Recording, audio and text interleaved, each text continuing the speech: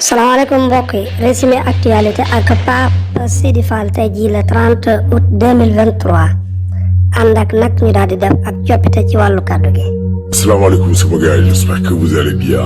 Université Cheikh Anta Diop dina ubbi waat président de la république dina ñëw Touba visite alxamis bi di ñëw 92% la Antoine Diome ne li état bi diggee woon digganteem ak Touba def na ko.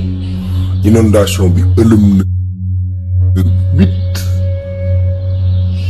état bi ci waa diwaanu Touba loolu la ay journaliste laaj fan la ñu mujjee moom sëñ maam Habib Sy doomi maam Abdoul Aziz nee na tànk Sonko tolof yi ñu koy teg ci réew mi lu nekk ci jàmm te mu ngi ñaan Sonko mu wàcc grève de la faim. Diallo Diop mi fi waxoon ne Pastef am na plan B El Malick Ndiaye nee na ko du dëgg Pastef benn plan la am mooy Ousmane Sonko. waaw waa libéraux yi ñoom ñu ngi xaar Karim Wade mu dellu si Khalifa Sall ak Barthélémy Dias demoon nañ seeti Serigne Mountakha Mbacké démb.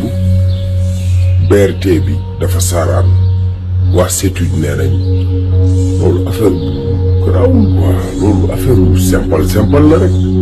Al Nasser Sadio Mané nga koy toj